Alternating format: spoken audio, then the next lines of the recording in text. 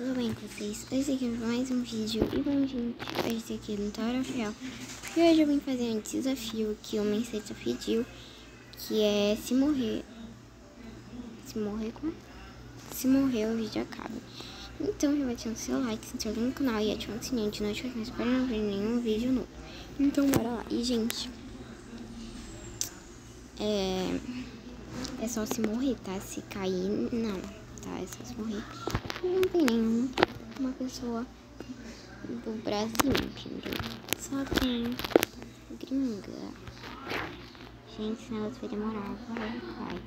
Quando ele estiver quente, gente, eu volto com vocês.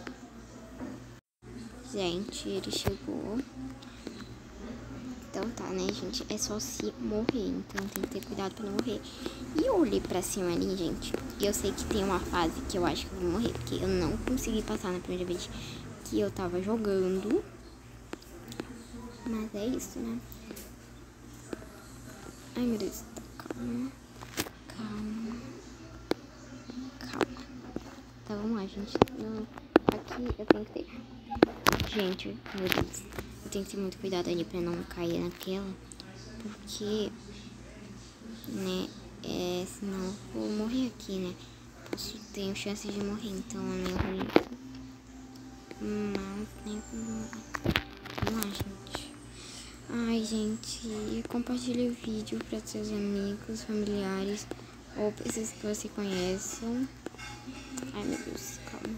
Porque o nosso canal tá crescendo bastante, né? Crescendo de em pouco, sim, mas eu tô vendo que vocês estão compartilhando os vídeos do canal, né? Não sei. Calma, gente. Calma.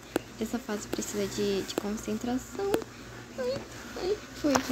Raramente eu faço essa fase. Raramente. Gente, essa é a fase do pesadelo. Entendeu? Tá. Ali, gente. Olha ali, gente. Calma. Olha, essa fase é daquela parte ali. Vou morrer, gente. Não, sério. Se preparem, porque vai já acabar o vídeo. Não, só se um milagre acontecer. Meu Deus, calma. Vamos lá. Gente, que milagre foi esse? Tá, né? Tá bom, então. Tá, aconteceu um milagre, aconteceu. Mas, vamos lá. Gente, eu sei. Tchau, gente.